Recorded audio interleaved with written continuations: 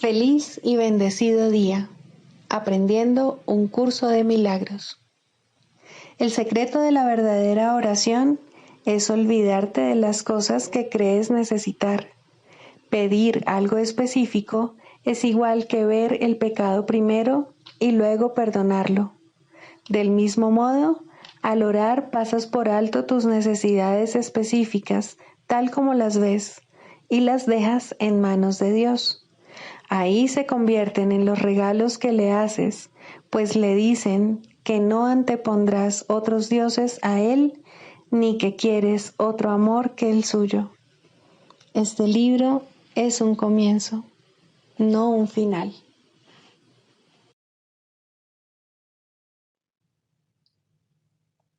Del prefacio, ¿qué postula? Párrafo 1. ¿Qué postula? Nada real puede ser amenazado. Nada irreal existe. En esto radica la paz de Dios. Así comienza un curso de milagros, el cual establece una clara distinción entre lo real y lo irreal, entre el conocimiento y la percepción. El conocimiento es la verdad y está regido por una sola ley, la ley del amor o Dios. La verdad es inalterable, eterna e inequívoca. Es posible no reconocerla, pero es imposible cambiarla. Esto es así con respecto a todo lo que Dios creó, y solo lo que Él creó es real. La verdad está más allá del aprendizaje porque está más allá del tiempo y de todo proceso. No tiene opuestos, ni principio, ni fin. Simplemente es.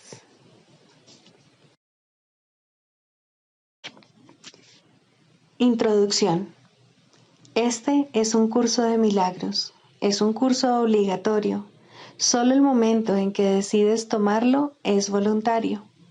Tener libre albedrío no quiere decir que tú mismo puedas establecer el plan de estudios. Significa únicamente que puedes elegir lo que quieres aprender en cualquier momento dado. Este curso no pretende enseñar el significado del amor, pues eso está más allá de lo que se puede enseñar. Pretende, no obstante, despejar los obstáculos que impiden experimentar la presencia del amor, el cual es tu herencia natural. Lo opuesto al amor es el miedo, pero aquello que todo lo abarca no puede tener opuestos. Este curso puede, por lo tanto, resumirse muy simplemente de la siguiente manera. Nada real puede ser amenazado. Nada irreal existe. En esto radica la paz de Dios.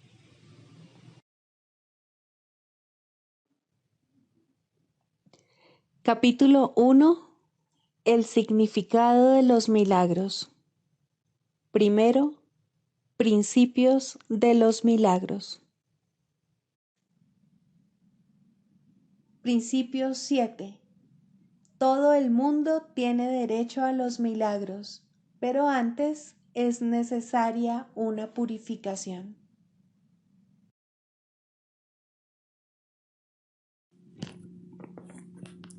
Capítulo 1. El significado de los milagros. 6. La ilusión de las necesidades.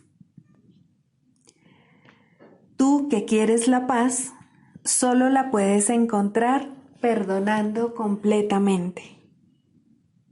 Nadie aprende a menos que quiera aprender y crea que de alguna manera lo necesita. Si bien en la creación de Dios no hay carencia, en lo que tú has fabricado es muy evidente. De hecho, esa es la diferencia fundamental entre lo uno y lo otro. La idea de carencia implica que crees que estarías mejor en un estado que de alguna manera fuese diferente de aquel en el que te encuentras ahora. Antes de la separación, que es lo que significa la caída, no se carecía de nada. No había necesidades de ninguna clase. Las necesidades surgen debido únicamente a que tú te privas a ti mismo. Actúas de acuerdo con el orden particular de necesidades que tú mismo estableces. Esto, a su vez, depende de la percepción que tienes de lo que eres. La única carencia que realmente necesitas corregir es tu sensación de estar separado de Dios. Esa sensación de separación jamás habría surgido si no hubieses distorsionado tu percepción de la verdad, percibiéndote así a ti mismo como alguien necesitado. La idea de un orden de necesidades surgió porque al haber cometido ese error fundamental, ya te habías fragmentado en niveles que comportan diferentes necesidades. A medida que te vas integrando, te vuelves uno y tus necesidades, por ende, se vuelven una. Cuando las necesidades se unifican, suscitan una acción unificada, porque ello elimina todo conflicto.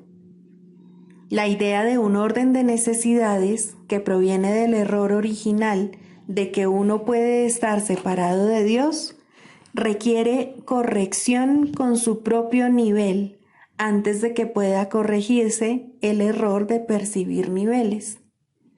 No te puedes comportar con eficacia mientras operes en diferentes niveles. Sin embargo, mientras lo hagas, la corrección debe proceder verticalmente, desde abajo hacia arriba. Esto es así porque crees que vives en el espacio, donde conceptos como arriba y abajo tienen sentido. En última instancia, ni en el espacio ni en el tiempo tienen ningún sentido. Ambos son meramente creencias. El verdadero propósito de este mundo es usarlo para corregir tu incredulidad. Nunca podrás controlar por ti mismo los efectos del miedo, porque el miedo es tu propia invención, y no puedes sino creer en lo que has inventado. En actitud, pues, aunque no en contenido, eres como tu creador, quien tiene perfecta fe en sus creaciones porque él las creó. Creer en algo produce la aceptación de su existencia. Por eso puedes creer lo que nadie más piensa que es verdad. Para ti es verdad porque tú lo fabricaste. Todos los aspectos del miedo son falsos porque no existen en el nivel creativo y por lo tanto no existen en absoluto. En la medida en que estés dispuesto a someter tus creencias a esta prueba, en esa misma medida quedarán corregidas tus percepciones. En el proceso de separar lo falso de lo verdadero, el milagro procede de acuerdo con lo siguiente. El amor perfecto expulsa el miedo. Si hay miedo, es que no hay amor perfecto. Mas solo el amor perfecto existe. Si hay miedo, este produce un estado que no existe. Cree esto y serás libre. Solo Dios puede establecer esta solución y esta fe es su don.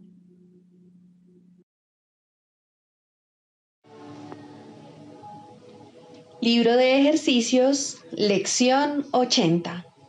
Permítaseme reconocer que mis problemas se han resuelto. Si estás dispuesto a reconocer tus problemas, reconocerás que no tienes ninguno.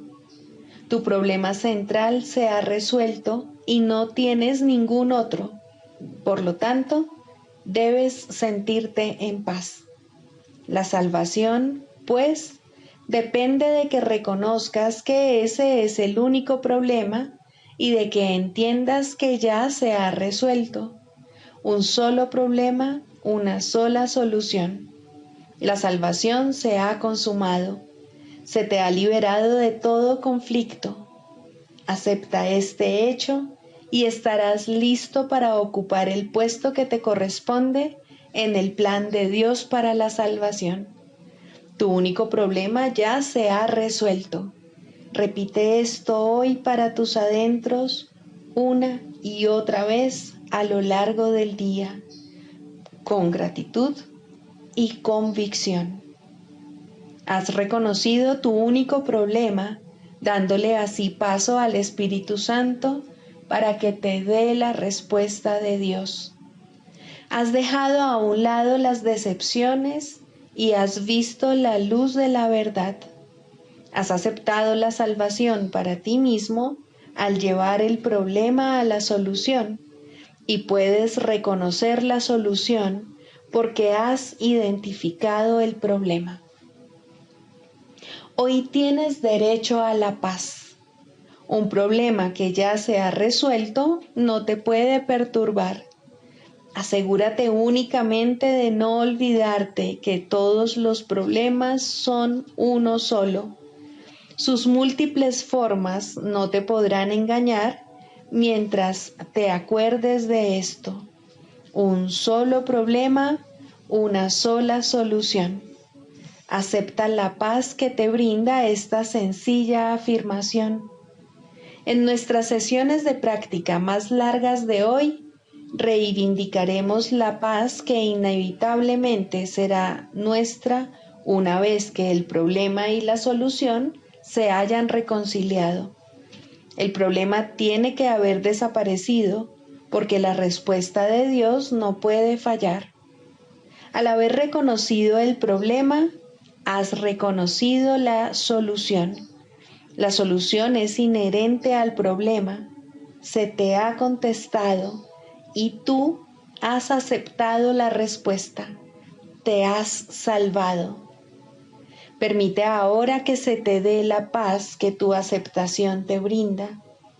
Cierra los ojos y recibe tu recompensa. Reconoce que tus problemas se han resuelto. Reconoce que no tienes conflictos y que estás libre y en paz. Sobre todo, recuerda que tienes un solo problema y que el problema tiene una sola solución. En esto reside la simplicidad de la salvación. Por eso es por lo que su eficacia está garantizada. Afirma hoy con frecuencia que tus problemas ya se han resuelto. Repite la idea con absoluta convicción tan a menudo como sea posible. Y asegúrate, en particular, de aplicar la idea de hoy a cualquier problema concreto que pueda surgir. Di de inmediato: permítaseme reconocer que este problema ya se ha resuelto. Propongámonos no acumular resentimientos hoy. Propongámonos estar libres de problemas que no existen. Para lograr esto, solo se requiere honestidad. No te engañes con respecto a cuál es el problema y no podrás sino reconocer que se ha resuelto.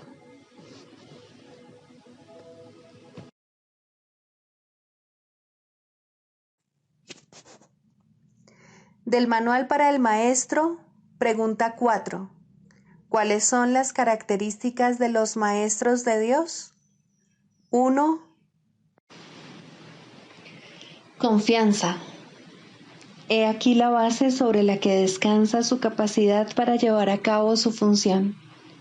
La percepción es el resultado de lo que se ha aprendido. De hecho, la percepción es lo que se ha aprendido, ya que causa y efecto nunca se encuentran separados. Los maestros de Dios tienen confianza en el mundo, porque han aprendido que no está regido por las leyes que el mundo inventó. Está regido por un poder que se encuentra en ellos, pero que no es de ellos. Este poder es el que mantiene todas las cosas a salvo. Mediante este poder, los maestros de Dios contemplan un mundo perdonado. Una vez que hemos experimentado ese poder, es imposible volver a confiar en nuestra insignificante fuerza propia. ¿Quién trataría de volar con las minúsculas alas de un gorrión cuando se le ha dado el formidable poder de un águila? ¿Y quién pondría su fe en las miserables ofrendas del ego cuando los dones de Dios se encuentran desplegados ante él? ¿Qué induce a los maestros de Dios a efectuar este cambio? A. Desarrollo de la confianza. En primer lugar, tienen que pasar por lo que podría calificarse como un periodo de deshacimiento. Ello no tiene por qué ser doloroso, aunque normalmente lo es. Durante este periodo parece como si nos estuviesen quitando las cosas, y raramente se comprende, en un principio, que estamos simplemente reconociendo su falta de valor. ¿De qué otro modo se iba a poder percibir lo que no tiene valor, a no ser que el perceptor estuviese en una posición desde la que no puede sino ver las cosas de otra manera? Aún no ha llegado al punto en el que puede efectuar el cambio interno totalmente. Por ello, el plan a veces requiere que se efectúen cambios en lo que parecen ser las circunstancias externas. Estos cambios son siempre beneficiosos. Una vez que el maestro de Dios ha aprendido esto, pasa a la segunda fase. Ahora el maestro de Dios tiene que pasar por un periodo de selección. Este periodo es siempre bastante difícil, pues al haber aprendido que los cambios que se producen en su vida son siempre beneficiosos, tiene entonces que tomar todas sus decisiones sobre la base de si contribuyen a que el beneficio sea mayor o menor. Descubrirá que muchas cosas, si no la mayoría de las que antes valoraba, tan solo obstruyen su capacidad para transferir lo que ha aprendido a las nuevas situaciones que se le presentan. Puesto que ha valorado lo que en verdad no vale nada, no generalizará la lección por temor a lo que cree que puede perder o deba sacrificar. Se necesita haber aprendido mucho para poder llegar a entender que todas las cosas, acontecimientos, encuentros y circunstancias son provechosos. Solo en la medida en que son provechosos, deberá concedérseles algún grado de realidad en este mundo de ilusiones. La palabra valor no puede aplicarse a nada más.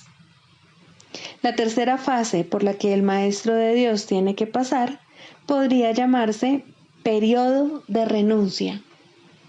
Si se interpreta esto como una renuncia a lo que es deseable, se generará un enorme conflicto. Son pocos los maestros de Dios que se escapan completamente de esta zozobra. No tiene ningún sentido, no obstante, separar lo que tiene valor de lo que no lo tiene, a menos que se dé el paso que sigue naturalmente. Por lo tanto, el periodo de transición tiene que ser un periodo en el que el maestro de Dios se siente obligado a sacrificar sus propios intereses en aras de la verdad. Todavía no se ha dado cuenta de cuán absolutamente imposible sería una exigencia así. Esto solo lo puede aprender a medida que renuncia realmente a lo que no tiene valor. Mediante esa renuncia, aprende que donde esperaba aflicción, encuentra en su lugar una feliz despreocupación. Donde pensaba que se le pedía algo, se encuentra agraciado con un regalo. Ahora llega un periodo de asentamiento. Es este un periodo de reposo en el que el Maestro de Dios descansa razonablemente en paz por un tiempo. Ahora consolida su aprendizaje. Ahora comienza a ver el valor de transferir lo que ha aprendido de unas situaciones a otras. El potencial de lo que ha aprendido es literalmente asombroso, y el Maestro de Dios ha llegado a un punto en su progreso desde el que puede ver que en dicho aprendizaje radica su escape. Renuncia a lo que no quieres y quédate con lo que sí quieres. Qué simple es lo obvio, Y qué fácil. El Maestro de Dios necesita este periodo de respiro. Todavía no ha llegado tan lejos como cree, mas cuando está listo para seguir adelante, marcharán a su lado compañeros poderosos. Ahora descansa por un rato y los convoca antes de proseguir. A partir de ahí, ya no seguirá adelante solo. La siguiente fase es ciertamente un periodo de inestabilidad. El Maestro de Dios debe entender ahora que en realidad no sabía distinguir entre lo que tiene valor y lo que no lo tiene. Lo único que ha aprendido hasta ahora es que no desea lo que no tiene valor y que sí desea lo que tiene. Su propio proceso de selección, no obstante, no le sirvió para enseñarle la diferencia. La idea de sacrificio, tan fundamental en su sistema de pensamiento, imposibilitó el que pudiese discernir. Pensó que había aprendido a estar dispuesto, pero ahora se da cuenta de que no sabe para qué sirve estar dispuesto. Ahora tiene que alcanzar un estado que puede permanecer fuera de su alcance por mucho, mucho tiempo. Tiene que aprender a dejar de lado todo juicio y a preguntarse en toda circunstancia qué es lo que realmente quiere. De no ser porque cada uno de los pasos en esta dirección está tan fuertemente reforzado, cuán difícil sería darlos.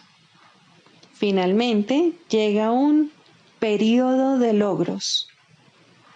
Ahora es cuando se consolida su aprendizaje. Lo que antes se consideraba simples sombras se han convertido ahora en ganancias substanciales con las que puede contar en cualquier emergencia, así como también en los periodos de calma. En efecto, el resultado de esas ganancias no es otro que la tranquilidad, el fruto de un aprendizaje honesto, de un pensamiento congruente y de una transferencia plena. Esta es la fase de la verdadera paz, pues aquí se refleja plenamente el estado celestial. A partir de ahí, el camino al cielo está libre y despejado y no presenta ninguna dificultad. En realidad ya está aquí. ¿Quién iba a querer ir a ninguna otra parte si ya goza de absoluta paz? ¿Y quién querría cambiar su tranquilidad por algo más deseable? ¿Qué podría ser más deseable?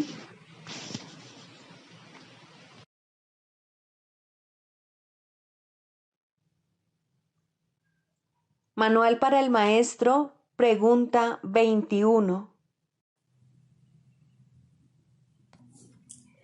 ¿Qué papel juegan las palabras en el proceso de curación?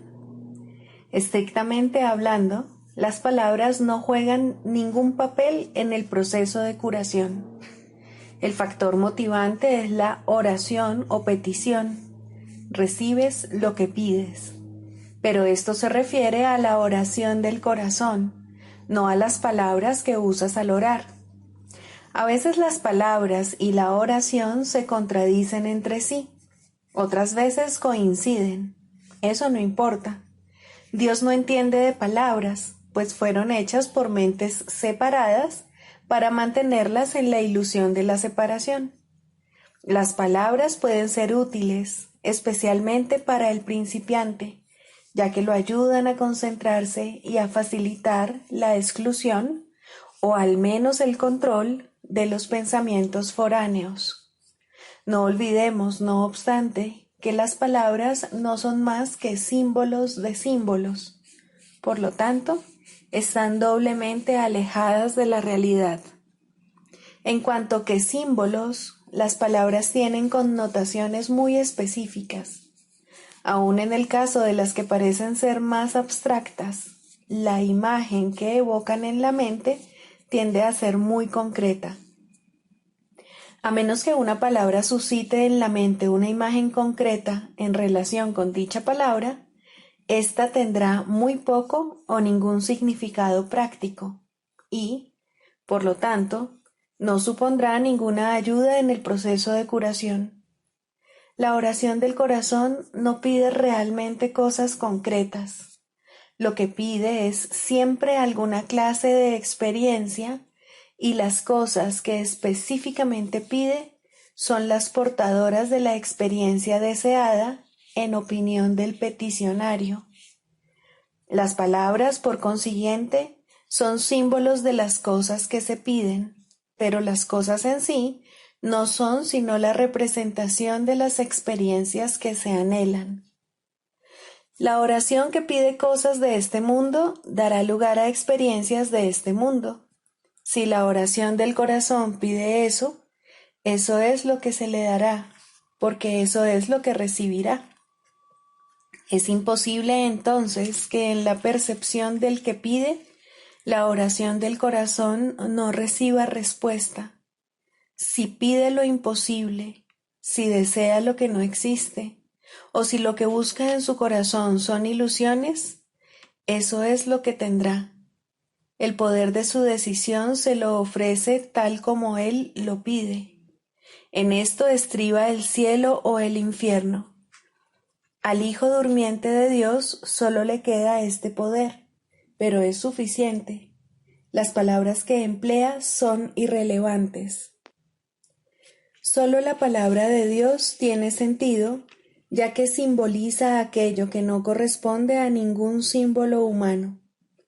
Solo el Espíritu Santo comprende lo que esa palabra representa, y eso también es suficiente. Debe evitar, entonces, el Maestro de Dios el uso de las palabras cuando enseña. Por supuesto que no.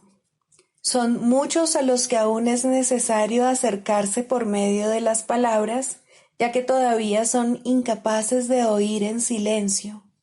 No obstante, el Maestro de Dios debe aprender a utilizar las palabras de otra manera. Poco a poco aprenderá a dejar que las palabras le sean inspiradas, a medida que deje de decidir por sí mismo lo que tiene que decir. Este proceso no es más que un caso especial de la lección del libro de ejercicios que reza: me haré a un lado y dejaré que Él me muestre el camino.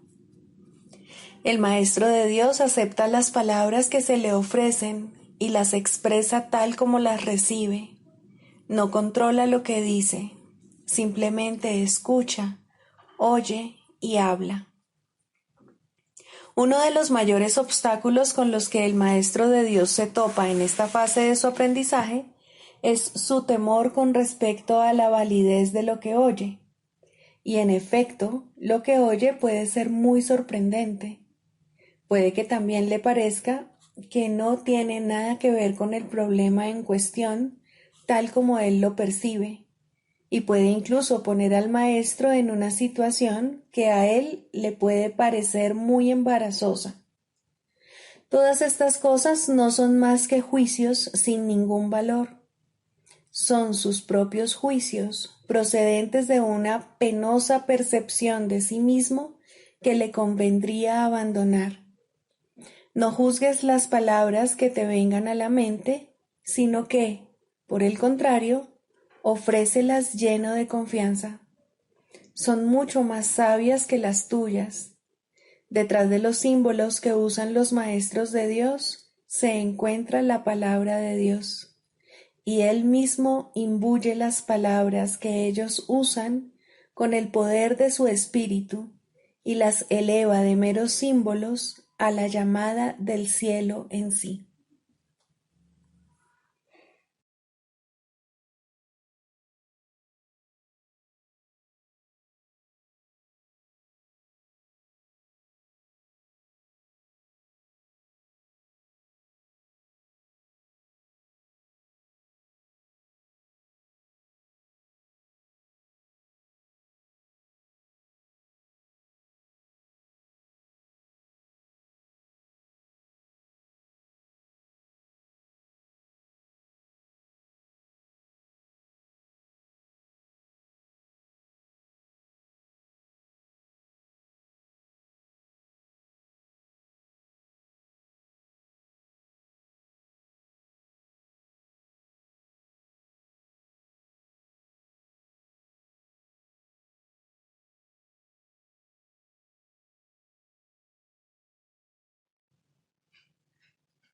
Clarificación de términos.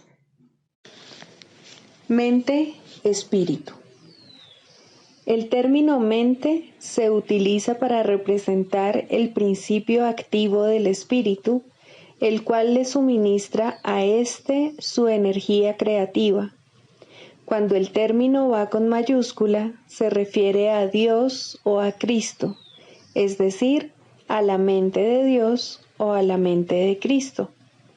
El espíritu es el pensamiento de Dios que Él creó semejante a sí mismo. El espíritu unificado es el único Hijo de Dios o Cristo. En este mundo, puesto que la mente está dividida, los hijos de Dios parecen estar separados. Sus mentes, asimismo, no parecen estar unidas. En ese estado ilusorio, el concepto de una mente individual parece tener sentido. En el curso, por lo tanto, se describe a la mente como si consistiera de dos partes, el espíritu y el ego. El espíritu es la parte que aún se mantiene en contacto con Dios a través del Espíritu Santo, quien, aunque mora en esa parte, también ve la otra. No se usa el término alma, excepto en citas directas de la Biblia, por ser un término sumamente polémico. En cualquier caso, sería un equivalente de espíritu, entendiéndose que, al formar parte del ámbito de Dios, es eterna y nunca nació. La otra parte de la mente es completamente ilusoria y solo teje ilusiones. El espíritu conserva su potencial creativo, pero su voluntad, que es la de Dios, parecerá estar cautiva mientras la mente no esté unificada. La creación continúa imperturbable porque esa es la voluntad de Dios. Dicha voluntad está siempre unificada y por lo tanto no tiene significado en este mundo, no tiene grados ni opuestos. La mente puede gozar de rectitud o estar errada dependiendo de la voz que escuche.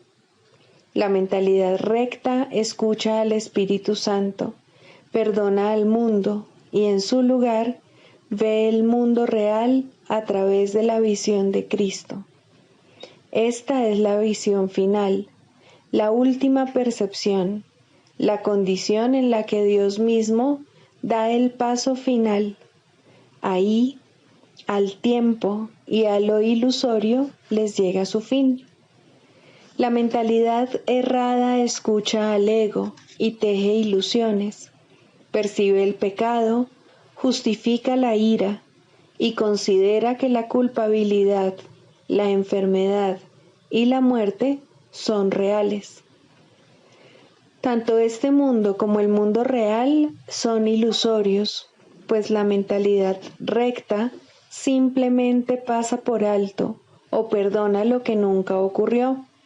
Por lo tanto, la mentalidad recta no es la mentalidad uno de la mente de Cristo, cuya voluntad es una con la de Dios.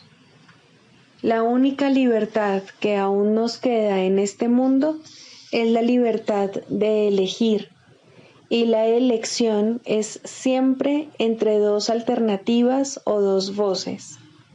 La voluntad no está involucrada en la percepción a ningún nivel y no tiene nada que ver con el proceso de elegir.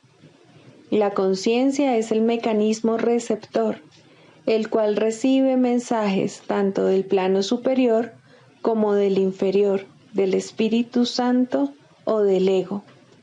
La conciencia tiene niveles y puede cambiar drásticamente de uno a otro, pero no puede trascender el dominio de lo perceptual. En su nivel más elevado, se vuelve consciente del mundo real y puede ser entrenada para hacer eso cada vez con mayor frecuencia. Sin embargo, el hecho mismo de que tenga niveles y de que pueda ser entrenada, demuestra que no puede alcanzar el conocimiento.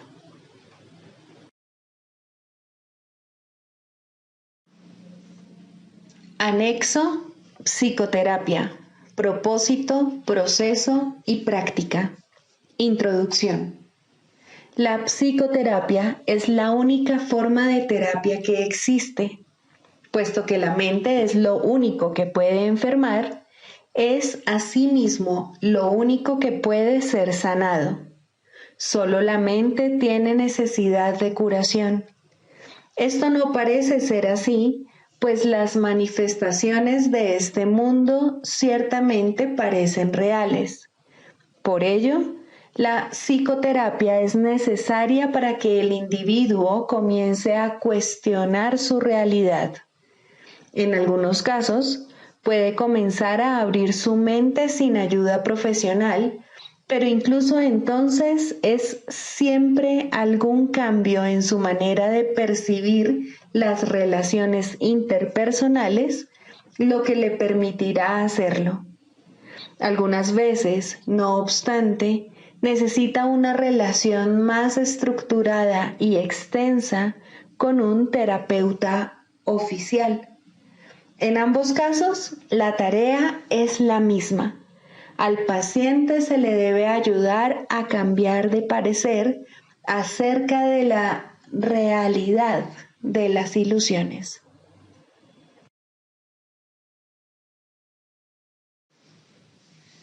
El canto de la oración. 1. La oración. Introducción. La oración es el mayor regalo en el cual Dios bendijo a su Hijo cuando lo creó. Ya era entonces aquello que habría de llegar a ser, la única voz que el Creador y la creación comparten, el canto que el Hijo entona al Padre, quien devuelve las gracias que el canto le brinda. La armonía es perpetua, y perpetua es también la gozosa concordia de amor que eternamente ambos se profesan el uno al otro. Y de este modo se extiende la creación. Dios da gracias a su extensión en su Hijo. El Hijo da gracias por su creación en el canto que entona mientras crea en nombre de su Padre. El amor que comparten es lo que toda oración habrá de ser por toda la eternidad, cuando al tiempo le llegue su fin, porque así era antes de que el tiempo pareciese existir. Para ti que te encuentras brevemente en el tiempo, la oración toma la forma que mejor satisfaga tu necesidad. Solo tienes una. Lo que Dios creó uno debe reconocer su unidad y alegrarse de que lo que las ilusiones parecían separar es uno por siempre en la mente de Dios. La oración debe ser ahora el medio por el que el Hijo de Dios abandona sus metas e intereses separados y se dirige en santo júbilo a la verdad de la unión con su Padre y consigo mismo. Abandona tus sueños, Santo Hijo de Dios, y alzándote tal como Dios te creó, prescinde de los ídolos y acuérdate de Él. La oración te sustentará ahora y te bendecirá según elevas tu corazón a Él en un canto ascendente que se eleva muy alto y luego más alto aún, hasta que tanto lo alto como lo bajo desaparecen. La fe en tu objetivo crecerá y te apoyará a medida que asciendas por la luminosa escalera que te lleva a las praderas celestiales y al umbral de la paz. Pues esto es la oración, y ahí se encuentra la salvación. Este es el camino, este es el regalo que Dios te hace. Primero, La verdadera oración. La oración es un camino que ofrece el Espíritu Santo para llegar a Dios. No es simplemente una petición o una súplica. No tendrá éxito hasta que te des cuenta de que no pide nada. ¿De qué otra manera, si no, podría cumplir su propósito? Es imposible rezar por ídolos y esperar llegar a Dios. La verdadera oración debe evitar la trampa de convertirse en una súplica. Pide más bien recibir lo que ya ha sido dado, aceptar lo que ya está ahí. Se te ha dicho que le pidas al Espíritu Santo la respuesta a cualquier problema específico y que recibirás una respuesta específica si tal es tu necesidad. Se te ha dicho también que solo hay un problema y solo una solución. En lo que respecta a la oración, esto no es contradictorio. En este mundo hay que tomar decisiones y hay que tomarlas, tanto si son ilusorias como si no. No se te puede pedir que aceptes respuestas que se encuentran más allá del nivel de necesidad que puedes reconocer. Por lo tanto, no es la forma de la petición lo que importa, ni tampoco cómo se hace. La forma de la respuesta, si es que procede de Dios, satisfará tu necesidad tal como tú la percibas. Mas ello es simplemente un eco de la respuesta de su voz. El verdadero sonido es siempre un canto de acción de gracias y de amor. No puedes, por lo tanto, pedir el eco. El canto es lo que constituye el regalo. Con él vienen las resonancias, las armonías, los ecos, mas todo eso es secundario. En la verdadera oración solo escuchas el canto. Lo demás simplemente se agrega. Has buscado primero el reino de los cielos y todo lo demás ciertamente se te ha dado por añadidura. El secreto de la verdadera oración es olvidarte de las cosas que crees necesitar. Pedir algo específico es igual que ver el pecado primero y luego perdonarlo. Del mismo modo, al orar, pasas por alto tus necesidades específicas tal como las ves y las dejas en manos de Dios. Ahí se convierten en los regalos que le haces, pues le dicen que no antepondrás otros dioses a Él, ni que quieres otro amor que el suyo. ¿Cuál otra podría ser su respuesta, sino tu recuerdo de Él? ¿Puede esto cambiarse por un insignificante consejillo para un problema de apenas un instante de duración? La respuesta de Dios es para toda la eternidad. Sin embargo, todas las pequeñas respuestas están contenidas en ella. Orar es hacerse a un lado, un abandonarse, un momento de sosegada escucha y amor. No debe confundirse con súplicas de ninguna clase, ya que es una manera de recordar tu santidad. ¿Por qué habría de suplicar la santidad cuando tiene pleno derecho a todo lo que el amor ofrece? Y es al amor a donde vas cuando oras. La oración es una ofrenda, un renunciar a ti mismo para ser uno con el amor. No hay nada que pedir porque ya no hay nada más que desear. Esa nada se convierte en el altar de Dios y desaparece en él. Este no es un nivel de oración que todo el mundo pueda alcanzar por ahora. Aquellos que aún no lo han conseguido necesitan que los ayudes con tus oraciones, porque su pedir no se basa todavía en la aceptación. El que alguien ayude con sus oraciones no significa que otro medie entre tú y Dios. pero sí significa que otro está a tu lado y te ayuda a elevarte hasta Él. Quien se ha dado cuenta de la bondad de Dios, ora sin temor, y el que ora sin temor no puede sino llegar hasta Él.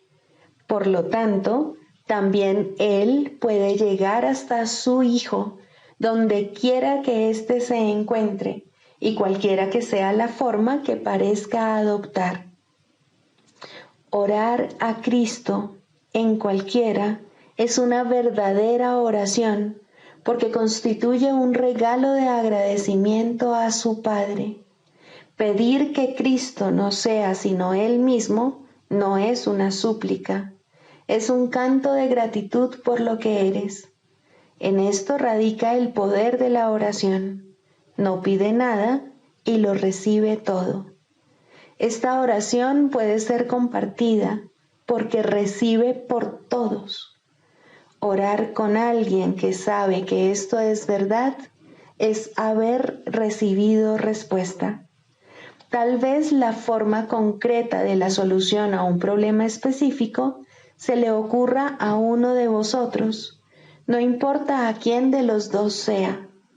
Tal vez os llegue a ambos si estáis en una genuina armonía el uno con el otro. Mas vendrá porque os habéis dado cuenta de que Cristo habita en los dos. Esa es su única verdad.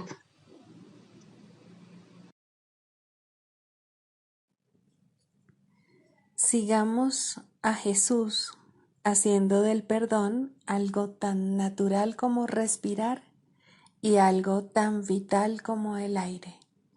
Amén.